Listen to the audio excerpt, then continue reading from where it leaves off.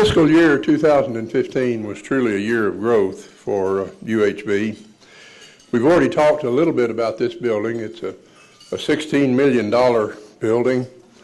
And for those of you who may not know, the third floor of this building was an add-on, but we have not finished it out. So we've got room to grow with academic programs, and we're in the process of planning the third floor even as we speak. It's going to house, this building will house the Regional Center for Economic Development. And the center is going to partner with 11 entities in 11 surrounding counties to try to think about creating jobs and increasing community awareness and involvement in regional economic development, and better prepare for economic stability when we have these cycles that tend to be downturns. We also had a very successful legislative session, again thanks to Representative Morrison and Senator Kolkhorst. We got a $60 million construction bond that's going to enable us to do a variety of things, including some land purchases and some new academic buildings.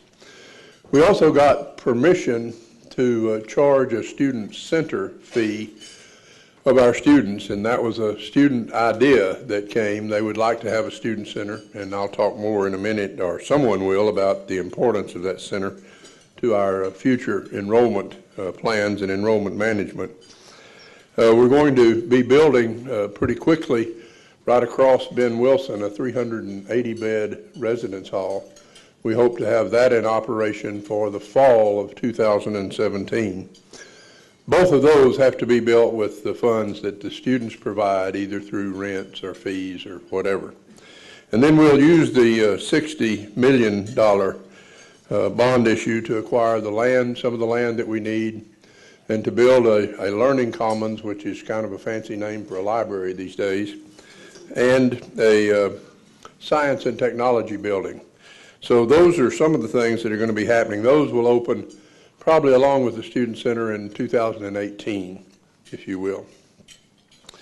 UHV's impact on the Coastal Bend economy was reaffirmed in the spring when there was a study done called Demonstrating the Economic Value of the University of Houston, Victoria. By the way, that was done for every university in the state. We all joined together and had that study done by a company that went all over the state looking at what the economic impact of higher education was, institution by institution. And they were Economic Modeling Specialist International was the name of that organization. The study showed that the amount UHB spent on payroll and operations, along with the spending of in fiscal year 2013, and the spending of our students and our visitors and the alumni, created about $185 million that was added to the economy of this region. In addition, we got the news in December, and most of you have seen or heard this, about our reaffirmation with the Southern Association of Colleges and Schools. We were reaffirmed with no additional reports required until the year 2024, I believe. It's a 10-year process. And so we were very excited about that, and the group that put that together did an outstanding job in getting away from that with just one recommendation that we were able to answer and fix relatively easily, and then no additional follow-up required. Many of you have seen, if you look at the back of that program that's on your table and stretch that out, you'll see a picture of Jax.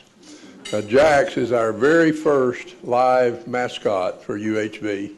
Jax doesn't live in a cage on the campus. He lives in a habitat at the zoo, and UHB partnered with the zoo to build that habitat and to bring Jax in. I hope if you weren't there when we had the welcome party for Jax, I hope you'll go out to the zoo and look at him. He is absolutely a magnificent animal, and if you've been on our website, he's in one of the pictures on the website. And he is absolutely gorgeous. But Jax is his name. That's little j, little a, capital X. And he's our mascot. And our enrollment this fall, or this 2014-15, came to 4,152 students. And two of the things that we're most proud of, our retention rate went up above 60%. I think 2 years ago it was 49, last year it was 55, this year it's above 60. So we're excited about that. I have opinions about why that happened, and I think it has to do with what we are doing in student affairs as much as anything. I'm certain that the faculty are doing their part, but when the students have things to do, and they don't go home every weekend, then they tend to stay. And so we think that was important. And this year, for the first time, our occupancy rate in the residence hall is above 90%. That's another reason why we believe we need to build that new residence hall in order to accommodate our growth. The Chronicle of Higher Education 2015-2016 Almanac named UHV as the 7th fastest growing public university from 2003 to 2013 with a growth rate of 83%. That was as we were expanding into Southwest Houston and as we were downwardly expanding to bring freshmen and sophomores to the campus. I'm pleased to let you know that the Council for the Advancement and Support of Education named UHV a national recipient of an educational fundraising award also last year. For those of you that contributed to that, that's an exciting time, and we appreciate the fact that we have friends who will give to the university and help us to begin to work towards and achieve our goals. I think that's one of the more exciting things that has happened in a while. So let's be happy about that.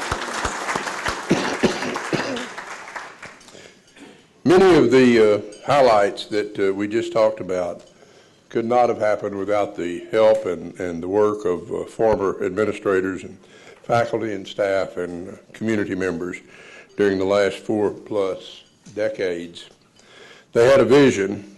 They started UHV in 1973. And that, of course, an off-campus center as a part of the University of Houston. And look how far we've come to have a building like this now, and plans to build 3 or 4 more buildings over the next year and a half or 2 years. So